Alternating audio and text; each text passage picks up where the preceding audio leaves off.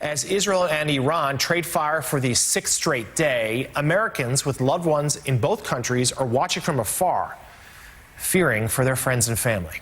Joining us now, we have Elisha Wiesel. He is chairman of the Elie Wiesel Foundation. His father was a Holocaust survivor and renowned author, professor, Nobel laureate, and human rights activist. Thank you so much for being here. And you sat down saying just a moment ago, your son, I believe, is in Israel at this moment. Is that correct? Yeah, and it's have you heard from him? What's the latest? We hear from him all the time, and it has incredible family resonance for us. My father went to Israel whenever it was under attack. And in Gulf War I, he wrote a letter to me while scuds were falling in a bunker that I really discovered only after his passing, where he told me sort of how precious some of these things in life are. And now, of course, we have my son there, and I have all these messages that I want to send to him. Of course, we're able to. It's not 1991. It's much easier. But I feel such tremendous pride for him. American Jews and lovers of freedom and democracy have a choice right now as to whether or not to lean in and be there for our brothers and sisters in America's only democratic ally in the Middle East, Israel. And we need to be there for them. And the fact that my son is there doing what my father used to do fills me with tremendous meaning and purpose. And what are your thoughts? We know since October 7th, now coming well over a year and a half ago, there has been a rise of anti-Semitic incidents, both abroad and here in the United States. Do you have concerns that with the spotlight yet again in the Middle East, another conflict there that involves Israel, are you fearful that there could be sort of an unwanted residence elsewhere? I mean, the war is already here. American Jews are already in danger. Jews being burned alive in Boulder, Colorado for, protesting for the safe return of the hostages. Israeli embassy staffers murdered in cold blood in D.C. The war is already here. American Jews are already in danger. We have a mayoral candidate on the ballot who refuses to condemn the phrase, globalize the Intifada, which is code switching for kill the Jews. So, you have Zoran Mamdani running for office. The war is here. It's not something fictional and far away. Now, the U.S. said the Salman Mamdani, he disputes the definition. He says it's more that he thinks Palestinians should be free. But you're right. It has a certain meaning for certain people. He's gotten a lot of controversy. It has a pretty indisputable meaning, which he's manipulating and changing for his own political purposes because he can't win a huge part of the New York vote if he doesn't find some way to change his tune on that front. But I did want to ask you about, I was thinking about your father and about his work. I wonder about how you feel and how you've been thinking about this sort of vast acceptance of the idea that Israel is committing genocide in Gaza, which, of course, there are international organizations who claim they are. I think most Jews find that really offensive in the context of the genocide of the Holocaust, et cetera, and other genocides that have happened against that backdrop.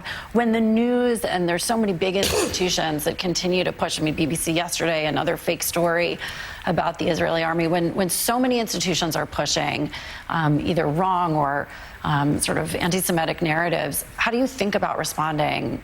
My father wrote a great piece in 1975 called Zionism and Racism in response to the UN when that horrible thing was passed, Zionism is racism. And he said what the enemy does and has always done to the Jewish people is they accuse us of what they've done to us. They took all our possessions, they call us misers and greedy.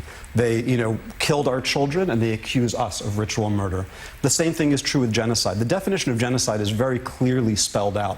It requires intent. Israel has no desire to murder Gazans. It's not doing that. It doesn't want to kill Gazans. Israel is issuing work permits to thousands of Gazan workers in the days and months before October 7th to try to create a thaw and give them an opportunity to earn a living. So the idea that Israel wanted that war is ridiculous. But if we're talking about genocide, we should talk about a pledge that the president made. In 2017, in his first term, the president made a pledge at the Holocaust Memorial Museum and he invoked my father, and he said that when Israel is threatened with total destruction, we will act. And he did that invoking my father and never again. He then, just over a year later, helped sign into law the Elie Wiesel Genocide Prevention Act. Now, there is a genocide on the table, and my father could never understand or forgive President Roosevelt for not bombing the crematoria at Auschwitz. In 1944, he knew that the United States knew what was going on, and we didn't take action. The nuclear sites in Iran are the next Auschwitz.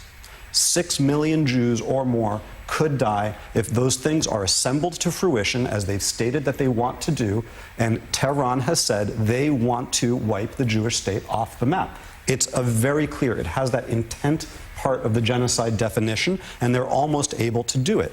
Now, the Israeli people are incredibly resourceful. I want to tell you a very short story about Auschwitz, which is that in 1944, October 7th, after 7 months, a group of 4 young Jewish women, under their fingernails, a teaspoon a day, they brought gunpowder to the crematoria. Over 7 months. And they used that gunpowder to destroy crematoria 4, and they actually stopped the crematoria from operating and blocked the killing machine and slowed it down. Israel is also patient. It will do what it has to do. The United States can make this happen much faster and end this war much more quickly. And that, I think, would send a message to the world once again that when the United States says that there is a red line, whether it's to a tyrant gassing their own people in Syria, or whether it's a theocrat trying to become a nuclear power, that the United States red line means something again. A remarkable story, and Israel has made clear they'll act with or without the United States. We expect a decision from President Trump in the hours and days ahead. Chairman of the Elie Wiesel Foundation, Elisha Wiesel, thank you so much for the time this morning. We really appreciate it.